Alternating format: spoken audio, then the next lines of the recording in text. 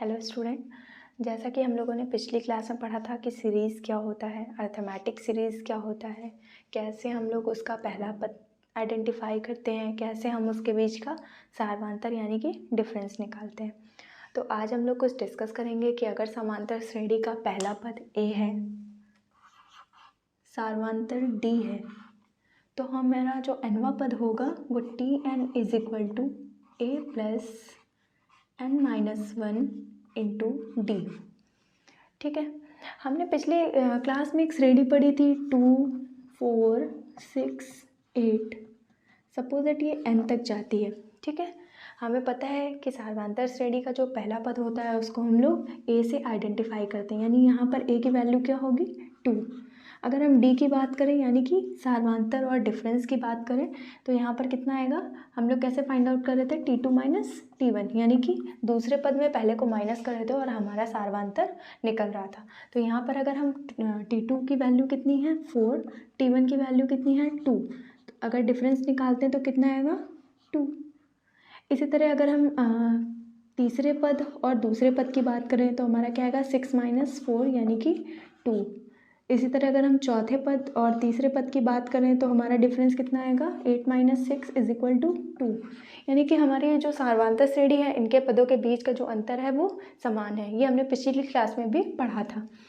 अगर हम कहें कि ए में अगर हम डिफरेंस जोड़ देते हैं, ऐड कर देते हैं, तो क्या हमारा दूसरा पद निकलता है? हाँ, बिल्कुल निकलता है। यहाँ पर ए की वैल्यू कितनी है 2, डी की वैल्यू कितनी हम लोगों ने निकाली है 2, यानी कि 2 + 2 इज इक्वल टू 4। इसी तरह हम डिफरेंस को बढ़ाते जाएंगे। अब हम यहाँ पर अगर तीसरे पद की बात करें तो क्या हम लिख सकते हैं ए और प्लस 2d, यानी कि ये इसको ऐड करेंगे तो हमारा क्या आएगा तीसरा पद। ए की वैल्यू कितनी है 2 प्लस 2 इंटू डी की वैल्यू 2 इज इक्वल टू क्या आएगा 2 + 4 यानी कि 6। अब क्वेश्चन ये बन रहा होगा कि यहाँ पर हमने 2d क्यों ऐड किया है? क्योंकि हमारी सार्वधातुक श्रेणी में सारे पदों का अंतर जो है वो समान होता है। अगर हम पहले पद में डिफरेंस को ऐड कर रहे हैं, हमारा दूसरा पद आ रहा है, तो अगर हम उसी डिफरेंस को 2 बार ऐड कर दे रहे हैं तो हमारा तीसरा पद आ जा रहा है, क्योंकि इन दोनों के बीच का डिफरेंस कितना है सिर्फ 2 और 2 का। ठीक, तो हमें आज प्रूफ क्या करना है कि Tn is equal to A plus n-1 into D होता है।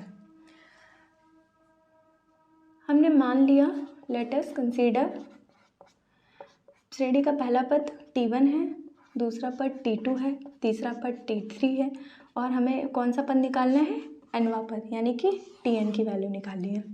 ठीक, तो यहाँ पर हम T1 की बात करते हैं। T1 इज इक्वल टू ए होगा, क्योंकि हमें पता है कि पहला पद क्या होता है ए। ठीक, अगर हम इस पे 0 इंटू डी ये लिखें तो कोई प्रॉब्लम नहीं, क्योंकि अगर किसी भी संख्या का या किसी भी नंबर का 0 से मल्टीप्लाई कराते हैं तो वहाँ पर क्या आएगा 0।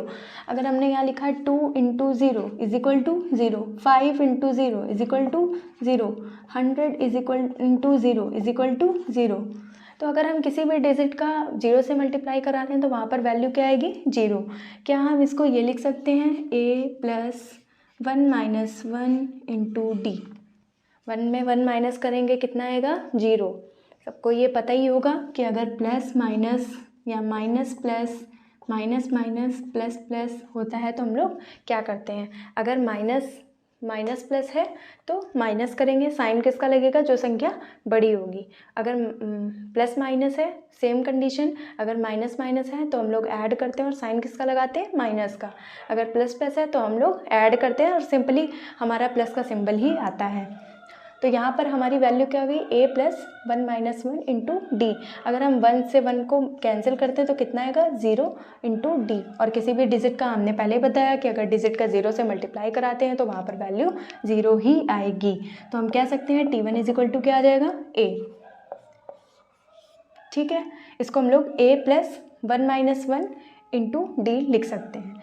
इसी तरह अगर हम T2 की बात करें तो T2 की वैल्यू आएगी a प्लस, यहाँ पर हम लोग क्या लिख सकते हैं 1 इंटू डी लिख सकते हैं, क्योंकि हम लोग क्या कर रहे हैं, दूसरे टर्म में क्या करते हैं, डी को ऐड करते हैं। तो यहाँ पर हमारा दूसरा पद है, तो यहाँ पर हम लोगों ने क्या किया था, a प्लस डी किया था, तो यहाँ पर इसकी वैल्यू को हम लोग a प्लस डी लिख रहे हैं।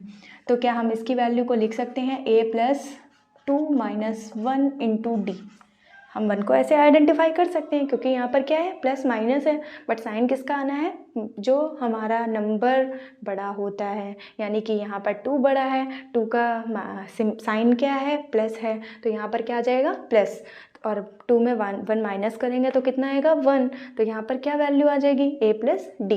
इसको हम लोग क्या लिख सकते हैं, a plus 2 minus 1 into D. इसी तरह अगर हम T3 की बात करें तो हम लिख सकते हैं a प्लस 2d।